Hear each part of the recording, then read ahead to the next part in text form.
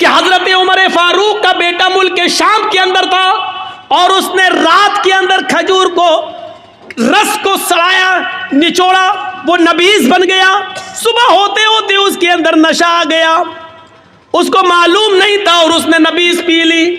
عمر فاروق کے بیٹے نے نبیذ پی لی، شراب کی ایک قسم ہے، اس کو معلوم نہیں تھا کہ یہ سڑ چکی ہے اور اس میں نشہ آ گیا ہے۔ جب وہ پی لیا تو اس میں نشہ آ گیا۔ ملک شام کے گورنر کو پتا چلا تو حضرت عمر فاروق کے بیٹے کو بلایا اور 40 کوڑے لگوا دیے ملک شام کے اندر۔ لیکن مدینے میں جب عمر فاروق کو پتا چلا کہ میرا بیٹے نے شراب پی لی اور یہ بھی پتا چلا کہ 40 کوڑے لگ گئے، لیکن اس کے باوجود لیٹر لکھا عمر پریاس کو کہ میرے بیٹے کے لیے میں گھوڑا بھیج رہا ہوں اسپیشل، اس گھوڑے سے میرے بیٹے کو جلدی واپس مدینے بھیجا جائے۔ بیٹا خوش تھا کہ میرے ابو نے کوئی ارجنٹ کام کے لیے بلایا۔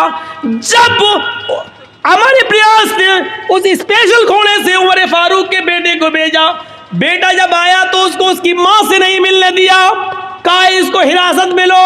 حراست میں لے لیا اپنے لخت جگر کو، اپنے بیٹے کو، اور اس کو کہا جلاد سے کہ کوڑے لگاؤ، 40 کوڑے اس کو میرے سامنے مارو۔ بیٹا کہتا ہے امیر المومنین، اے ابو جان، ایک جرم کی 2 بار سزا کیسے؟ 40 کوڑے کی سزا تو میں نے ملک شام میں کھا لی ہے، دھوکے سے نشے والی چیز پی لی، اس کے باوجود میں نے 40 کوڑے وہاں کھا لیے، پھر یہاں کیوں مارا جا رہا ہے؟ کہا پہلا جلاد 10 کوڑے مارے گا، اس کے بعد دوسرا مارے گا، کیونکہ 10 کے بعد وہ تھک جائے گا، پھر جتنی زور سے مار پڑنی چاہیے اتنی زور سے مار نہیں پڑے گی۔ 40 کوڑے دوسرے جلادوں سے پڑوایا۔ بیٹا کہتا رہا ابو جان، ایک جرم کی ڈبل سزا، یہ بے انصافی ہے۔ حضرت عمر کہتے رہے بیٹے مجھے عمر ابن عاص پر بھروسہ نہیں ہے، کہ اللہ کی قسم انہوں نے کوڑے مارے لگوائے، ہاں میں جانتا ہوں کوڑے لگوائے، لیکن میرا دل کہتا ہے کہ عمر ابن عاص نے رعایت برتی ہوگی، جتنی زور سے کوڑے مارنا چاہیے اتنی زور سے نہیں پڑے ہوں گے، اس لیے کہ آپ امیر المومنین کے بیٹے ہیں، عمر فاروق کے بیٹے ہیں، یہ سوچ کر جلادوں نے ہلکے ہلکے کوڑے مارے ہوں گے۔ آج اصلی کوڑے اب پڑیں گے تمہارے اوپر۔ جب اپنوں کو سزا دینے کا رواج تھا تو جرائم بند تھے، جب اپنوں کو بچایا جاتا ہے تو جرائم کا انبار لگتا ہے اور جرائم پیدا ہوتے ہیں۔ سیکھو حکومت ایسے چلتی ہیں۔ آئے عمر ابن عبدالعزیز، آپ کو اگر 1 مہینے کی تنخواہ دے دوں ایڈوانس، اگلے مہینے اگر آپ زندہ نہیں رہے، انتقال ہو گیا، تو 1 مہینے کی یہ تنخواہ واپس کون کرے گا؟ حضرت عمر ابن عبدالعزیز رونے لگے اور اپنی بیوی سے کہنے لگے بیوی، جس امیر المومنین کا کیشیئر اتنا زیادہ امانت دار ہو، اتنا زیادہ اللہ سے ڈرنے والا ہو کہ وہ اپنے امیر کو بھی، اپنے حاکم کو بھی سوال کر رہا ہو، تو مجھے امید ہے کہ انشاءاللہ 1 درم کی بے ایمانی نہیں ہوگی، میرا بچہ کل پرانے کپڑے ہی پہنے گا۔ 1 مہینے کی تنخواہ میں ایڈوانس نہیں لیں گے، کیونکہ ہمیں یہ معلوم نہیں ہے کہ اگلے مہینے ہم زندہ رہیں گے بھی یا نہیں رہیں گے۔ میرے بھائیوں، یہ واقعات ہمیں جھنجھوڑ دیتے ہیں، یہ واقعات ہمیں جھنجھوڑ دیتے ہیں اندر سے۔ وہ کون سا منظر تھا؟ یہی عمر ابن عبدالعزیز تھے، جن کی بیوی حاملہ تھیں، پیٹ میں بچہ تھا، اور آپ جانتے ہیں ڈاکٹر کہتے ہیں کہ جس کے پیٹ میں بچہ ہو اس عورت کو کھاتے پیتے رہنا چاہیے، کیونکہ ماں جو کھائے گی وہی بچے کو بنے گا۔ لیکن یہاں 4 دن سے ماں کو کچھ نہیں ملا، ڈر ہو گیا کہ یہ بچہ کہیں مر نہ جائے پیٹ میں، ماں کھائے گی تو بچے کو لگے گا، جب ماں ہی بھوکی ہے تو بچہ تو ویسے ہی مر جائے گا۔ عمر ابن عبدالعزیز کی بیوی کہتی ہیں اپنی خادمہ سے، خادمہ تمہارے مالک تو مجھے کچھ دیں گے نہیں، ایسا کرو بیت المال سے میں چلی جاؤ، اور سنو یہ واقعہ جھنجھوڑ دے گا، بیت المال میں چلی جاؤ، 1 پیالہ دودھ وہاں کے خزانچی سے، کیشیئر سے لے آؤ، دیکھو اگر میں نے دودھ نہیں پیا، کچھ کھایا نہیں تو پیٹ کا بچہ مر جائے گا جو امانت ہے۔ رات کی تاریکی میں خادمہ نکلتی ہے اور بیت المال کے کیشیئر سے کہتی ہے بیت المال کے خزانچی سے کہتی ہے کہ ایک پیالہ دودھ دے دو. ہماری مالکن عمر ابن عبدالعزیز کی بیوی کو حمل ہے, پیٹ میں بچہ 4 دن سے کچھ نہیں کھایا, بچہ کہیں بھوک کی وجہ سے مر نہ جائے. بچہ اگر مر گیا تو یہ بہت بڑی ذمہ داری ہوگی, ایک پیالہ دودھ دے دو. اس نے جلدی سے سنا عمر ابن عبدالعزیز کی بیوی ہیں اور پیٹ میں بچہ ہے اور 4 دن سے کچھ نہیں ملا, تو اس نے سوچا بچہ نہ مر جائے, جلدی سے ایک پیالہ دودھ دے دیا, جاؤ لے جاؤ. رات کا تقریباً یہی ٹائم ہوگا, 2:30. عمر ابن عبدالعزیز اٹھ چکے تھے, کنویں کے پاس بیٹھ کر وضو بنا رہے تھے. انہوں نے دروازہ کھلتے ہوئے دیکھا. تھوڑی دیر کے بعد دیکھتے ہیں کہ ایک عورت, ہماری خادمہ, چادر میں کچھ چھپائے ہوئے چلی آ رہی ہے. عمر ابن عبدالعزیز نے دیکھا کہ وہ میری بیوی کے کمرے میں چلی گئی. یہ پیچھے سے کمرے میں جاتے ہیں تو کہتے ہیں کہ تم کون؟ کہ میں آپ کی خادمہ. کیا دے رہی ہو میری بیوی کو؟ کیا دیکھتے ہیں کہ میری بیوی کے ہاتھ میں دودھ کا پیالہ ہے. عمر ابن عبدالعزیز نے کہا تمہیں اس ذات کی قسم جس کے قبضے میں ہم تم دونوں کی جان ہے, جب تک مجھے حساب نہ دے دو کہ یہ دودھ کہاں سے آیا میں تمہیں پینے کی اجازت نہیں دیتا. عمر ابن عبدالعزیز کی بیوی نے دودھ کا پیالہ روک لیا. کہا امیر المومنین میری نیت پہ شک مت کریے, 4 دن سے صرف پانی پی رہی ہوں, کھانے پینے کو کچھ نہیں ہے. آپ کی امانت میرے پیٹ میں پل رہی ہے, اگر یہ بھوکی رہ گئی, اگر مجھے کچھ نہیں ملا تو اس کی بھی پرورش نہیں ہوگی اور یہ پیٹ میں مر جائے گا. اس لیے میں نے ایک پیالہ دودھ بیت المال سے منگوا لیا.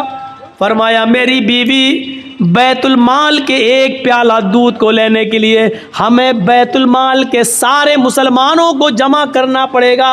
جب وہ ہمیں خوشی خوشی اجازت دے دیں کہ ایک پیالہ دودھ تم اپنی بیوی کو دے سکتے ہو تب تمہارے لیے جائز ہوگا, بنا ان کی اجازت کے ہم تمہیں دودھ نہیں دے سکتے. کہ امیر المومنین آپ نے اتنے دن خدمت کی ہے, کیا آپ کو اجازت نہیں دیں گے؟ دیکھیے مجھے ڈر ہے کہ یہ بچہ کہیں مر نہ جائے, اس لیے مجھے پینے کی اجازت دیجیے. اچھا چلیے ادھار ہی صحیح, جب آپ کو تنخواہ ملے گی تو ایک پیالہ دودھ وہاں واپس کر دیا جائے گا. عمر ابن عبدالعزیز کہتے نہیں نہیں, یہ بنا اجازت کے دودھ لیا گیا ہے, اس لیے اس کو بھی لینے کے لیے اجازت لینا پڑے گی. یہ دودھ یہاں لاؤ. جب چھیننے لگے تو بیوی دینا نہیں چاہ رہی تھی اور قسم دے کر کہتی ہے آپ کو اللہ کا واسطہ ایک پیالہ دودھ پی کر اس بچے کی جان بچا لینے دیجئے مجھے. عمر ابن عبدالعزیز نے دودھ کا پیالہ چھین کر دونوں ہاتھ اس کے چھوڑ دیے اور چھین ہی لیا اور اپنے ہاتھ میں لینے کے بعد کہا ہرگز نہیں. کہا امیر المومنین پھر آپ یقین کر لیجئے کہ یہ بچہ مر جائے گا, یقین کر لیجئے کہ یہ بچہ مر جائے گا. عمر ابن عبدالعزیز نے کہا اگر یہ پیالہ تمہیں دے دوں تو؟ کہا پھر اس بچے کے بچنے کی امید ہے.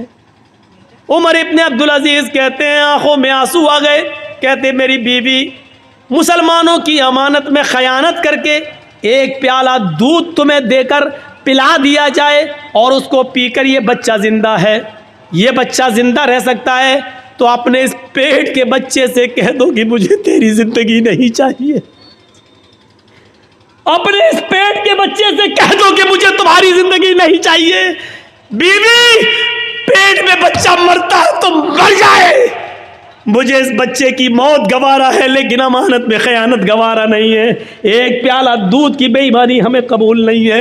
گئے اور بیت المال میں وہ دودھ جمع کر کے بیت المال کے کیشیئر کو نوکری سے ہٹا دیا کہ تم نے میری اجازت کے بغیر یہ دودھ کیسے دیا. ان واقعات کی روشنی میں ہم کیسے لگ رہے ہیں, اور ان واقعات کی روشنی میں ہم تو چھوڑو مودی اور یوگی کیسے لگ رہے ہیں. ان واقعات کی روشنی میں میرے بھائیوں ہم سب تصور کریں, ہم سب دیکھیں, ہم سب سیکھیں, ہم سب جانیں. اور لال بتھانی والو ہم بار بار تمہارا نام لال بتھانی کہہ رہے ہیں. نام انہی کا لیا جاتا ہے جن سے محبت ہو, نام ان کا لیا جاتا ہے جن کے بارے میں دل میں جگہ ہو. میں اس لیے کہہ رہا ہوں کیونکہ آپ کے بارے میں کچھ تو غلط فہمیاں میرے دل میں ڈالی گئی. 15 سال سے ہم سے برابر کہا جا رہا ادھر مت جانا, ادھر مت جانا, اور میری کھوپڑی میں نہیں بیٹھ رہا تھا کہ کون لال بتھانی. 15 سال ہو گئے ہمارے ذہن میں نہیں آ رہا. ارے وہاں تو ایسا ہوتا ویسا ہوتا. اب میں مائک میں ہوں, میں بتاؤں گا نہیں, وہ سب ریکارڈ ہو جاتا ہے, اسی لیے میں منع کر رہا تھا. ایسا ہوتا ویسا ہوتا, کوئی نہیں. اس دنیا کے اندر سن لو، کوئی اتنا نیک انسان نہیں ہے کہ جو اتنا بڑا نیک ہو کہ نیکیوں میں اس نے فرشتوں کو فیل کر دیا ہو۔ کوئی اتنا بڑا نیک بھی نہیں ہے کہ اس کی عبادتیں اتنی زیادہ ہوں کہ اس نے فرشتوں کو سے آگے نکل گیا ہو، اور اس دنیا میں کوئی اتنا گناہ گار بھی نہیں کہ گناہوں میں اس نے ابلیس سے بھی وہ آگے بڑھ گیا ہو۔ سن لو، ہم اور آپ بیچ میں ہیں، نہ تو اتنے نیک ہیں کہ ہم جبرائیل کو فیل کر دیں، نہ اتنے ہم نیک ہیں کہ فرشتوں کی عبادت سے بڑھ جائیں، نہ اتنے بڑے ہم گناہ گار ہیں کہ ہم ابلیس کو پیچھے کر دیں۔ اسی لیے فرمایا اللہ کے رسول نے، کل بنی آدم خطاؤن وخیر الخطائین التوابون، ہر ابن آدم سے خطا اور غلطی ہوتی ہے، بہتر غلطی کرنے والا اور بہتر گناہ گار وہ ہے گناہ کر کے اپنی غلطی کی فوراً توبہ کر لے۔ جان بوجھ کر گناہ نہیں، دھوکے سے گناہ ہو جائے تو اپنی غلطی کی فوراً توبہ کر لے اور اپنے رب کو منا لے، اپنے رب کو راضی کر لے۔ لال بتھانی کے لوگوں، سنا ہے میں نے، اللہ کرے کہ یہ چیز غلط ہو، اللہ کرے جس نے مجھے بتایا ہو یہ چیز غلط ثابت ہو جائے۔ سنا ہے کہ جہاں مافیا گیری چلتی ہے، جہاں ہم دوسروں کی زمینوں پر قبضہ کیے ہیں، زمین میری 4 بیگھہ ہے اور ہم 20 بیگھہ کے مالک بنے بیٹھے، جہاں یہ برائی ہمارے اندر ہے، وہاں شراب نوشی بھی بہت زیادہ بڑی ہوئی ہمارے سماج میں، معاشرے میں۔ جس نے مجھے بتایا، اللہ کرے کہ یہ خبر غلط ہو، لیکن اگر صحیح ہے تو سمجھ لو کہ یہ بہت بڑا جرم عظیم ہے۔ ابھی سن لیا، حضرت عمر فاروق نے اپنے بیٹے کو بھی کوڑے لگائے اور کیا کہا کہ مجھے عمر ابن عاص پر شک ہے، ایسا ہو سکتا ہے کہ انہوں نے رعایت برتی ہو۔ میرے بھائیوں، شراب اتنا بڑا جرم عظیم ہے، پہلے تو یہ حرام نہیں ہوئی، اور جب حرام ہوئی تو آپ کو معلوم ہونا چاہیے اس کو کسی مجبوری میں اور کسی بیماری میں بھی پینے کی اجازت نہیں دی اللہ کے نبی صلی اللہ علیہ وسلم نے۔ شاید آپ کو معلوم ہوگا، عمر فاروق کا زمانہ تھا، امیر المومنین کا زمانہ تھا، اس میں ایک بہت بزرگ ایک صحابی تھے جنہوں نے بہت لمبی عمر پائی ہے۔ اس صحابی کا نام ہے قدامہ ابن مظعون، صحابی کا نام ہے قدامہ ابن مظعون۔ بہت بزرگ ہو گئے تھے، انہوں نے اللہ کے نبی کا زمانہ بھی پایا، پھر نبی اکرم کے انتقال کے بعد ابو بکر خلیفہ بنے، ان کے بھی زمانہ پایا۔ ابو بکر کے بعد عمر فاروق آئے تو عمر فاروق کا بھی زمانہ انہوں نے پایا۔ عمر فاروق کے دور خلافت میں یہ کافی بوڑھے ہو گئے تھے، بہت کمزور ہو چکے تھے، یہ اپنے بچوں کے سہارے اٹھتے تھے اور چلتے تھے، مسجد میں جاتے تھے۔ کبھی کبھی جب طبیعت ٹھیک ہوتی تھی تو لاٹھی کا سہارا لے کر مسجد میں اپنے آپ پہنچ جاتے تھے، لیکن چلتے تھے لاٹھی لے کر ہی۔ ایک رات میں ان کو بہت شدید درد ہوا اور اس درد نے اس بزرگ صحابی کو کی نیند حرام کر دی، کروٹ تک بدلنے میں بے چینی ہو رہی تھی، درد سے کراہ رہے تھے، لیکن سوال یہ کہ رات میں طبیب کون ملے گا، حکیم کون ملے؟ نہیں تھا۔ تو گھر میں پرانے زمانے کی ایک شراب کی بوتل رکھی ہوئی تھی۔ کسی نے کہا، قدامہ ابن مظعون سے، گھر میں کسی فرد نے کہا کہ ایک کام کریے ابو، یہ تھوڑی سی شراب آدھی بوتل پی لیجئے، اتنی پی لیجئے کہ آپ کو نیند آ جائے۔ ہوتا ہی ہے، آدمی جب درد سے کراتا ہے تو ڈاکٹر ٹیبلیٹ دے دیتا ہے، نیند کی گولی دے دیتا ہے، وہ آپ کھا لیجئے، سو جائیں گے۔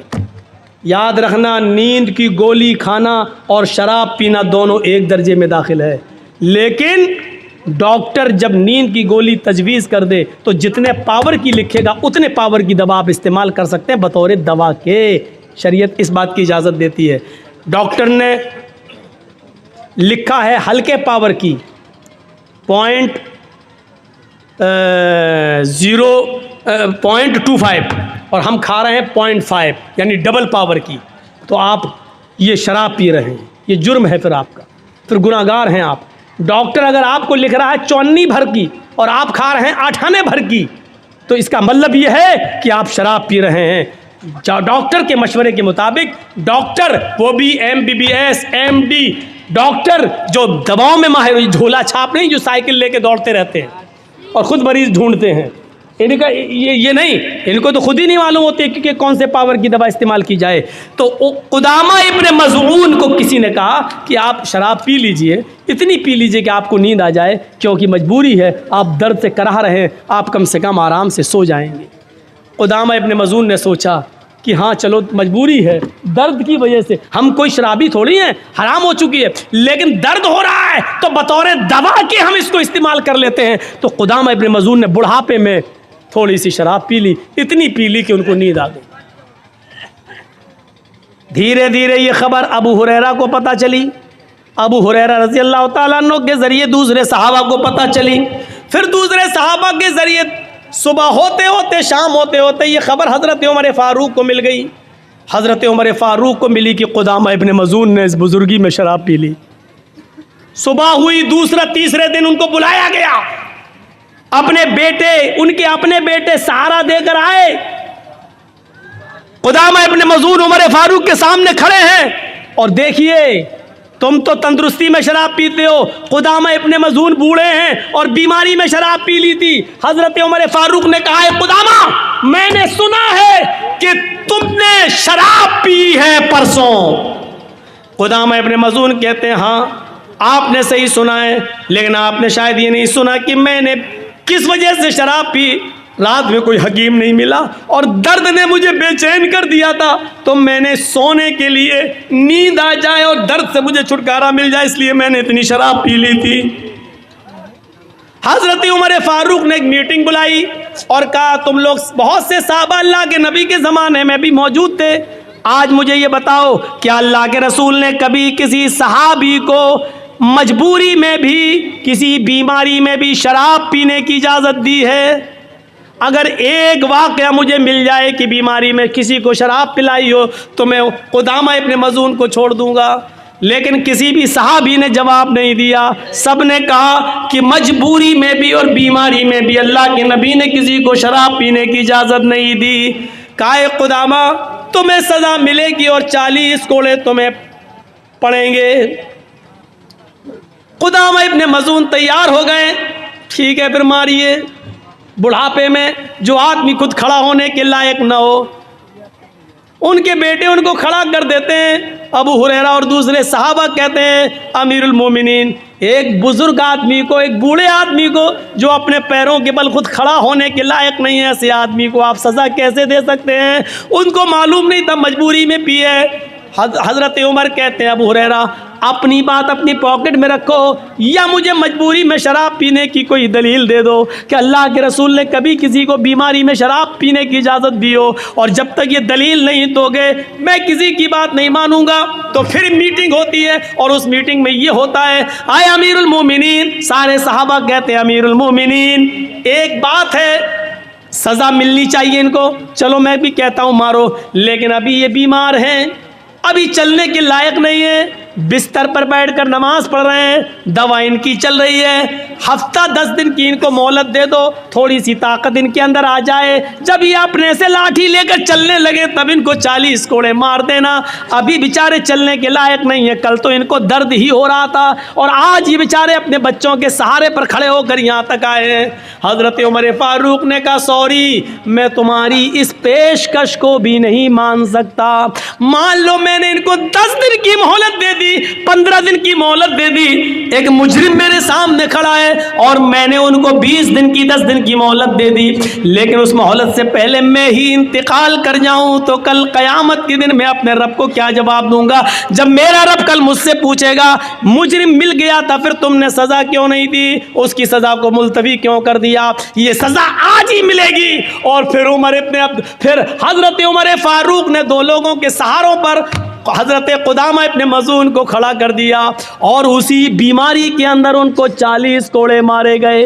40 کوڑے پڑنے کے بعد قدامہ ابن مظعون کی ہڈیاں اتنی کمزور ہو گئی کہ پھر وہ 1 سال 1.5 سال 2 سال جتنے دن زندہ رہے پھر وہ لیٹرین بستری پہ کیا کرتے تھے، پھر وہ کھانا بستر پہ کھایا کرتے تھے، پھر وہ پوری زندگی بستر سے اٹھ نہیں سکے اور مسجد میں نماز پڑھنے نہیں جا سکے۔ ان کی پھر پوری زندگی کی نماز مسجد کے اندر ہی، گھر کے اندر بستر پہ ہوئی اور ان کے گھر والوں نے ان کو اسی بستر پر لیٹرین کرائی ہے، پھر اسی بستر پر ان کا انتقال ہوتا ہے۔ یہ سب کچھ برداشت کر لیا لیکن حضرت عمر فاروق نے ان کی سزا ملتوی نہیں کی۔ آپ اندازہ لگا سکتے ہیں ایک بوڑھے آدمی کو بھی سزا دی گئی 40۔ کوڑے مارے گئے، جبکہ اس نے بیماری میں اور مجبوری میں اور درد کی وجہ سے شراب پی، لیکن قدامہ کو بھی سزا دی جاتی ہے۔ میرے بھائیوں، پھر ہم تو نوجوانی کے عالم میں شراب پی رہے ہیں، ہم کہاں ہیں؟ ہماری حیثیت کیا ہے؟ 3:05 ہو چکے ہیں میرے بھائیوں۔ کل کا میرا پروگرام حیدرآباد، اور حیدرآباد سے بائی روڈ پھر جانا ہے مجھے 200 کلومیٹر کرنول، ڈسٹرکٹ کرنول میں، وہاں میرا پروگرام ہے۔ باگڈورا بھی مجھے جانا ہے، میری 10 بجے کی فلائٹ ہے۔ میرے بھائیوں، اس صورت میں آپ کے پاس پہنچا ہوں، اللہ سے دعا کیجئے کہ بار الہ ہمیں جب تک زندہ رکھ، تقوی کے ساتھ اسلام پر زندہ رکھ، اور جب ہمارا خاتمہ ہو تو ایمان پر ہمارا خاتمہ فرما۔ کیا ہے یہ؟ یہ ڈریم 11 کیا؟ دیکھیے، جو چیز ہم خود نہیں جانتے ہیں یہ ہوتی کیا ہے، تو اس کے وہ کسی بھی قسم کا جوا ہو، جوا سارے کے سارے حرام ہے یار۔ اس وقت پوچھنا کیا ہے؟ اگر شرط لگا کر کھیل رہے ہیں آپ، دو پارٹی بھی اگر کھیل رہی ہے، چلو 500 روپے تم دو، 500 ہم دیں، جو جیتے گا اس کو 1000 دے دیا جائے گا، یہ بھی جوا ہے، یہ بھی جوا ہے۔ یہ تو بہت بڑی چیزیں ہیں۔ اب چھوڑیے، ہم